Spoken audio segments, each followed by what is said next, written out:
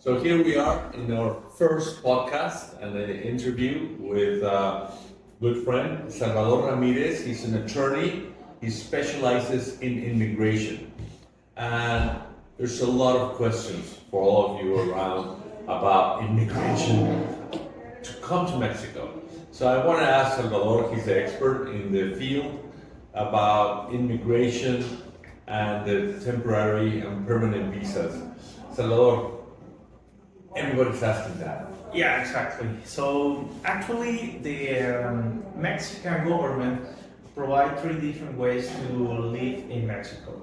The first one, and the most common way to be in Mexico, is as a tourist, as a regular tourist. To obtain this document is simple, like get a current passport, be part of the nationalities that can travel without visa to Mexico, like the US, Canadians, European community, and you can get straight the 180 days visa as soon as you arrive, and that allows you to be in Mexico for a period of 180 days. Sometimes, depends on the entry of the checkpoint you do as an international airport border, or if you arrive by boat, the period of time can be different. But actually, if you arrive in an international flight, that is the most common way to travel down Mexico, you receive automatically 180 days. Okay. The other way to live in Mexico is like the second step to establish a resident in Mexico. And that's exactly what we were talking about a while ago.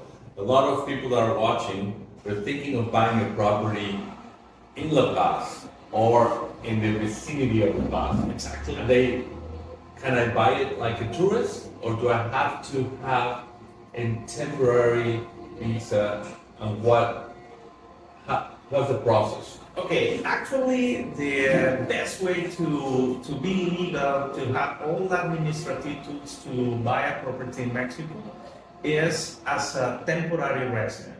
Temporary resident, or even better, permanent resident. And this is for a basic reason.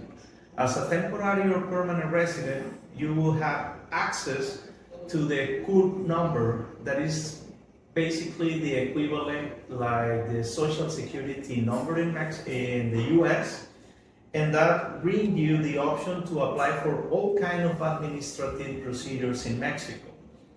Other important documents that you will get as soon as you obtain temporary or permanent resident is the tax ID number, that is called in Mexico RFC.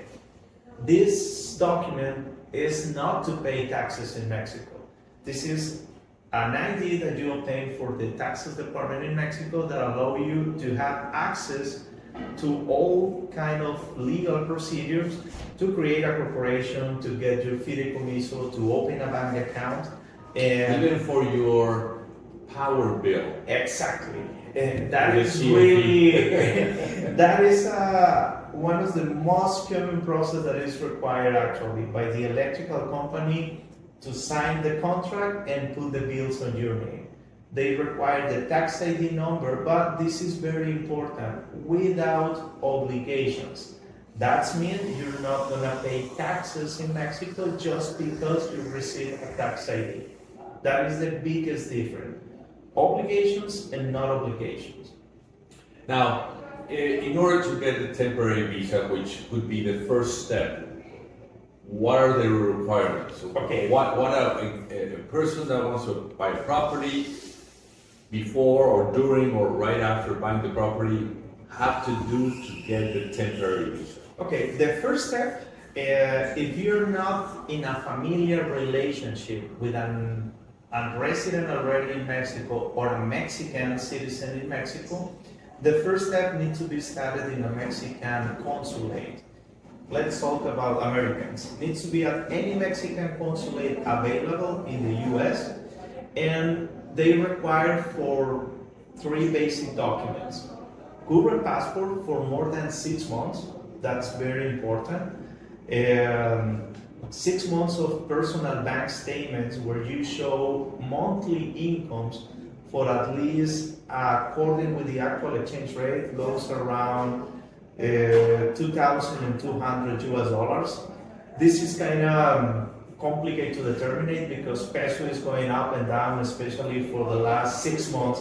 Has many But at adjustments. least has to At be least that. 2,200 US dollar for temporary residency. In case that you are retired already and you can prove incomes for at least 3,200 US dollars, you will have access straight to the permanent residency. Okay, over 3,200, and especially if you retire, then you can apply You need for to that. be retired. But then you go to the consulate. Uh-huh. You have to ask for For an appointment. An first. appointment. Exactly. It's taking a long time to get that. Huh? Actually, it depends on the consulate. What we recommend, try to stay far of the biggest consulates located in LA. in special cities like LA, like San Diego, like Chicago, like New York, because they have enough work just for Mexicans. But for example, just in California, you have is the state with more Mexican consulates available. So you will find it since Calexico area to Long Beach until Sacramento if you're gonna go there. Okay, so and then you apply for the appointment, Yeah, and you get those 3 documents that you said. That's a basic document. Current passport, 6 months of bank statements, where you can show monthly incomes in that kind of At least rates. 2,200, Exactly, you said. 2,200 And the US. third requirement. And the third is going to be passport size pictures and fill out the forms that the consulate will provide you. These documents plus an interview that you'll have there to explain why you want to be resident, that is basically based in simple responses. Like, you want to stay more than 6 months, that is the limit as authorities. You want to do some administrative procedures like open a bank account, get a driver license, get medical insurance. Those are the processes that you cannot do as authorities. So that's why the residency is going to be changed to be a need if you want to establish more than 3 months to 6 months here in Mexico. So once you've completed those requirements, you go to your appointment, you present all that. How long does it take to get the consulate issuing? Actually, according with the information that we receive every single day at our office, all consulates complete the visa process in a single day.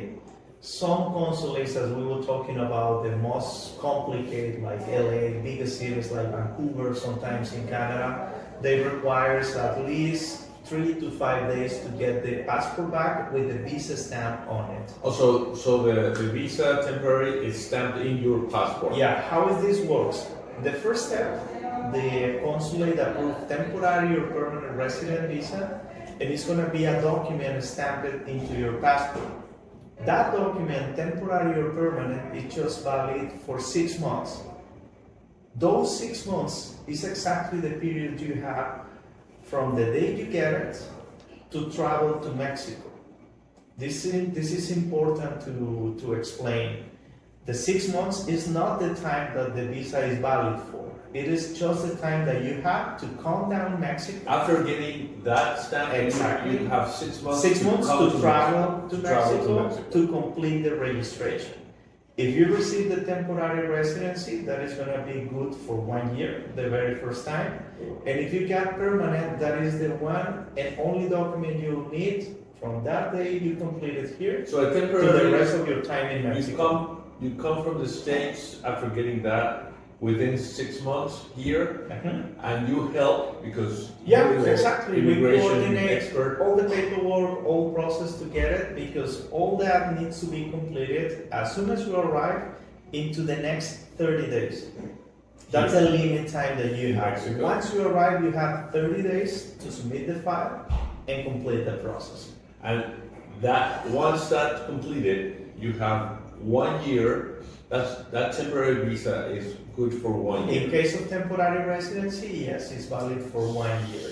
Okay. And permanent is, once again, one and forever.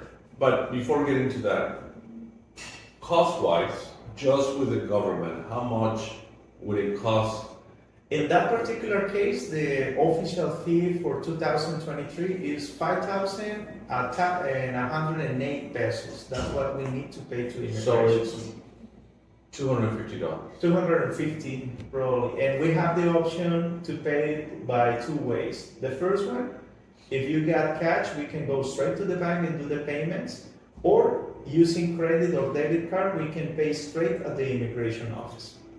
Plus, obviously, Exactly, yeah. obviously Service your fees as a legal advisor to help that person to go through all this process with someone so knowledgeable and with good experience and with a lot of background in this immigration things that you have. So once you get that, you can be here in Mexico for 1 year. Yeah. Temporary. And the Then most you important, have to go back again to the States? no, you can stay 1 day and return to the US and just come back to get a renewal, or you can stay the whole year if you want. There's no restrictions. The whole year. For temporary resident, you can be in and out Mexico anytime No you problem. need it. And you can stay here for a year.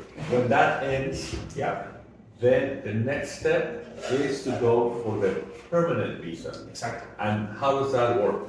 The renewal process is gonna be, no, once you complete the first year, the next step it is, if you are in the range just to be a temporary resident, you can make the application to renew for another single year until you complete 4 consecutive years in Mexico, or you have the chance to pay the 3-year renewal. And then once that period of time passed, you have the right to apply for permanent residency. So you need to be in Mexico almost 4 years to get for the permanent? Exactly. That is for the ones that cannot change the status from temporary for permanent. That's what the immigration law provide different options to get access to permanent. But if you prove to the Mexican authorities that your income is more than $3,200, then you can apply for permanent Exactly. directly? Yeah, we can do the application immediately as soon as you complete your temporary residency. We can do the application to change status from temporary for permanent. And you don't have to wait the 4 years? Exactly, you can just go straight for it. If you're retired or not? Exactly. Yeah, If- that's if the you have- actual If criteria. you have that more, if you have more income, proved income, more than 3,200, then you're able to to get apply that. for permanent residency. Interesting. Yeah, that's Okay. what we are doing all this year. Okay, perfect. Now, another question that a lot of my people that are searching for properties here and asking me, and I funnel them to you, that's how we became acquainted, is they want to work here. Yeah. They still have years to be in the workforce, Okay. and they say I want to work, do my own business, put a coffee shop, or do a yoga retreat, or someone hire me in a gym so I can work with them. There's 2 ways to work in Mexico. As a temporary or permanent resident, you have it. The easier way, the single way to call it, it is in a personal way. As soon as you complete your temporary or permanent residence, if you want to work, you need to request and obtain your tax ID number with obligations. What obligations means is basically the activities that you want to do in Mexico. It's very common that actually in small towns like Todos Santos, Pescadero, here in Baja, there's a lot of artists that create their own paintings, they want to open their galleries, they want to be musicians. So we need to register those obligations with the taxes department, and once we obtain the tax ID document, we can apply for the work permit in Mexico. The work permit is going to be registered 1 time, and then it's going to be valid if you keep current your document. 4 years as a temporary resident, or it's going to be permanent in case of the permanent residency too. And the second way is if you're going to be hired by a corporation or by a personal registered business. I can hire a foreigner, but the requirement for me or for a company is first they need to be registered with the immigration office, obtain a certificate that they can hire persons or foreigners in this case, and then we can do the application that way. So it's way easier if you're gonna do your own business here That's than the other one. exactly. It depends on each situation because, for example, our office we represent, for example, some college here, and they require a lot of services. For example, for citizens from China, from Japan, from France, because they require teacher of those languages. So once the college is registered with immigration, we request for the work visas first, we obtain the approval here at the immigration office, and then we send that approval to the foreigners in their own countries, and using that approval, they go straight to the consulate to obtain the visa they need to come down Mexico straight to work. Okay, and now, because now you have an obligation with fiscal authorities, then you have to pay taxes in Mexico when you work here. At the same time in the United States, if you have income in the United States. In this case, for example, we at our office we have an accountant. They make a study about the activities that you want to do in Mexico, and the taxes authority in Mexico actually have different ways to be registered. That's when a professional in an accounting needs to review, talk to you about your plans, about the activities that you're gonna do to create and obtain the specific registration you need. So that's why we cannot talk about a single way to get a work permit. So that's why we study the situation and we do the recommendation according with your own needs. That's so interesting. I know that a lot of viewers are going to be opening their eyes saying, wow, I got the answers right here with Salvador. The thing is that sometimes it's pretty common that people talk about immigration, about it's the same scenario for everyone. In a real professional advice, you need to check all those details to understand what's the foreigner needs and what the plans are for them here in Mexico. Because you were telling me that. Exactly. Also that this is like what you just told us to our viewers here in this nice chat is the recipe. But you have to do a due diligence first to see that particular case and study, because sometimes just veer off because cases can go different ways. Let's talk, for example, about what's the most common request of advice we receive every single day at the office, talking about Mexican citizenship. To be a Mexican citizenship, you have many different ways as you have to be a resident in Mexico. The most common is the ones that you have the right to be Mexican citizen after 5 years of residency. In the practice, not exactly about the citizenship law and immigration law required on the practice for years, the experience we have, all foreigners that wants to start their record to be citizens in the future, it's very important to go year by year. Get the temporary residency, complete the each year renewal, and then be permanent. Because once they have the 5 years record, at the time to show the previous record to the citizenship office is pretty easy for us as an attorneys, and it's pretty easy for the central offices to determine all documents and records they have to prove that they've been legal as a resident in Mexico for the previous 5 years. How does this work?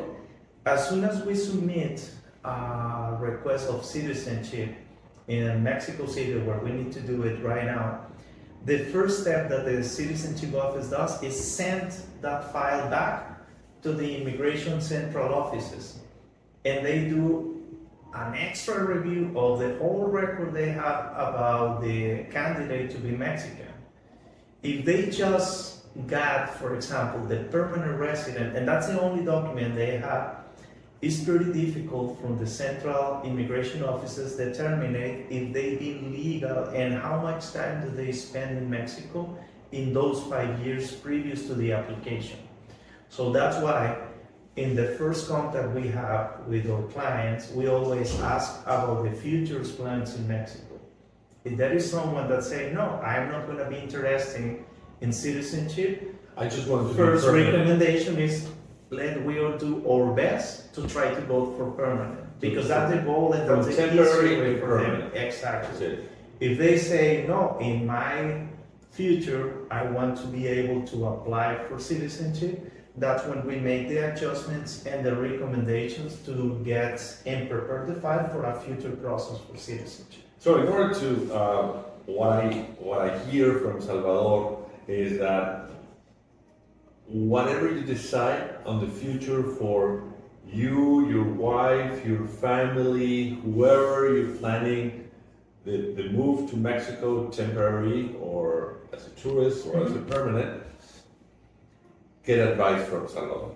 Yeah. Get a good advice and have a talk with him, and he'll tell you what are the different requirements and the advice he's going to give you in order to have a very easy process. Exactly. Without any hiccups, as we call it.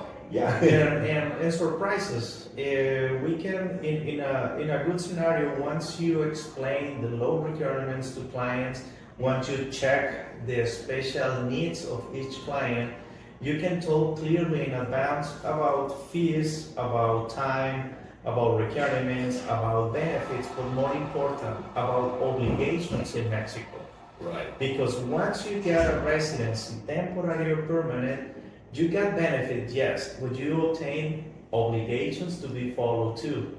Right. Simple process like the correct way to check in and checking out Mexico as a resident is different as a tourist. Oh, really? Yeah, there's a different procedure at the airport, and it depends on each airport. That's why in our case we keep communication with clients basically 24/7 a day, because questions appear every single day.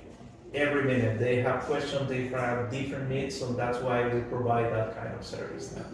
Interesting. So you don't leave the country in the airport as a normal tourist and you get a hop on a plane and Exactly. leave. Yeah, You don't? that's it's a different procedures. Unfortunately, in the real or the daily practice, in our experience, each airport got different controls. In my case, I can talk a lot about this. I'm a commercial pilot too, and I even face this every single trip. The procedure in Cabo Airport, in Cabo San Lucas Airport, in La Paz Airport, sometimes they got some adjustments. Supposed to be the same, but at the end they require just to get a stamp, so other ones even require to fill out some forms, so that's making it different. But the interesting thing here is that if you have good advice, then it's very easy. Exactly. Or you can have a complicated situation. What's If you don't the follow it. risk? For example, what's the most common risk? And unfortunately, it happens pretty often. A resident that don't receive the correct advice, it happened at least in my office maybe 1 time or 2, 3 times a month. That residents that forget that the way they need to do the check-in in Mexico, and they just been registered as a regular tourist again. And as soon as they receive a new tourist visa, they lost their residency. And that is why the immigration law is pretty clear about that. You cannot use two migratory status at the same time.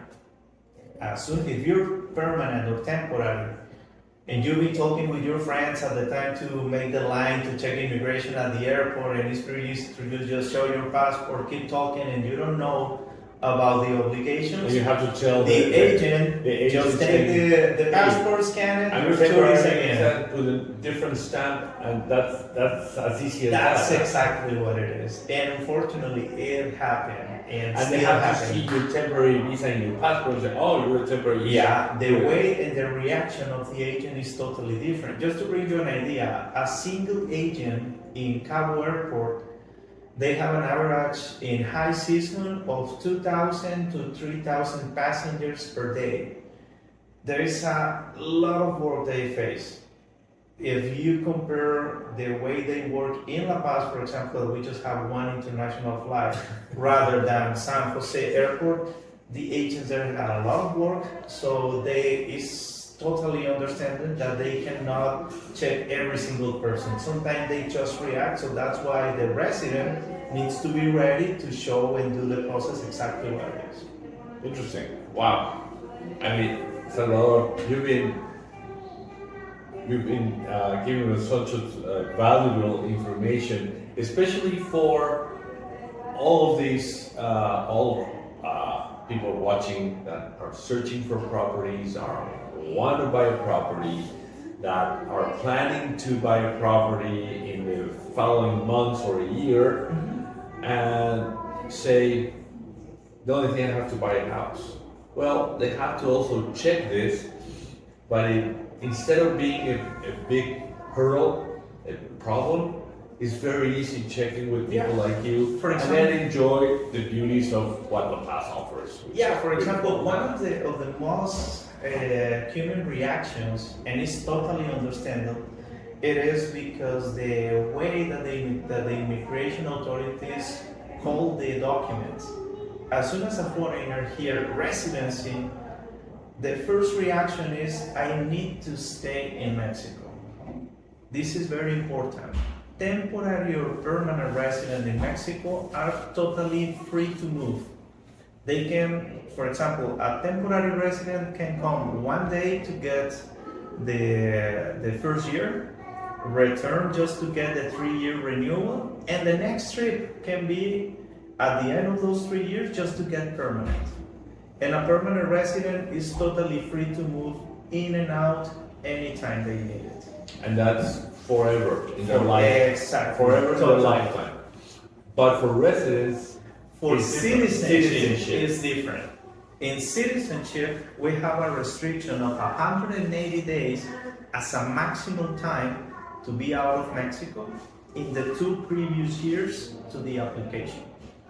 So that's why, as a part of the process we do before submit the request to get a Mexican citizenship, we need to do a review of the previous record of checking and out. But in your experience, out of the percentage of clients that you have, how many in percentage want the citizenship, and how many just want the temporary or permanent?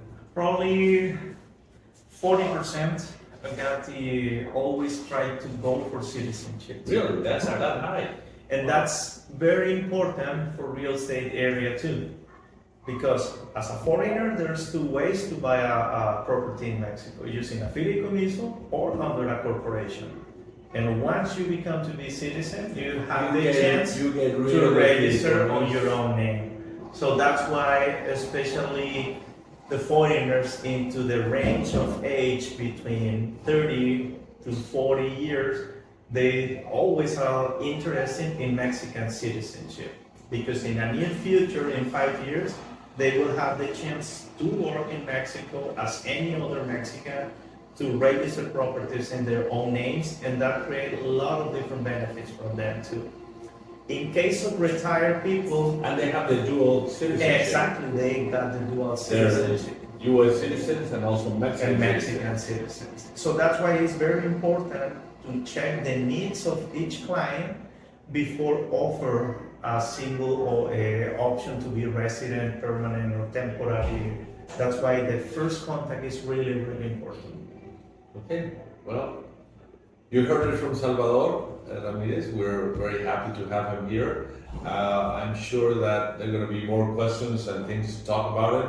We might be inviting him again to this podcast and this interview. He's very busy. We had 2 weeks to get him sitting down here, so I'm very happy and I'm very pleased, and I thank him, Salvador, for having this opportunity to explain us, everybody, and know more about the immigration services that you provide. You know, it's very interesting for me to do this. This is the first time that I accept to talk and do something like this, because in the past, other persons tried to do it in the past, but create more confusion in clients once they see something like this. But this is a really good scenario, especially with you guys that they are talking with. We are doing a really good job here, and this is probably the kind of teamwork that we need to do to establish the correct ways to do all and complete all legal obligations in Mexico. That is something that is important to remark. Everything we do, everything we advise is always under the rules and law obligations in Mexico. That's the way it needs to be. Yeah. So it's not just getting advice from a friend or from the social media that you saw a post and you say, I'm going to do this. No. Reach out to specialists like Salvador, or reach to Salvador, talk about your case, and then follow his advice, his legal advice. Even though that I don't think it's going to be confusion because you explained it today very well. But there are a lot of things that if you have some doubts on that, it's way better to give him a call or send him a mail, or through Agustino Lachea, I can send them all the information. Yeah, that is important. For example, if someone is interested and they got specific questions about procedures or the particular situation, I will be glad to talk this way again and explain all that particular cases. If we receive questions or situation, we will be glad to follow it that way. Perfect. We've been doing this since 2009 already. Wow. Salvador, thank you very much for being welcome. here. You're welcome. Thank you very much. And it's open always. This space is always open for you. Yeah. Thank you guys, and I'm very happy to be here with you for the next time.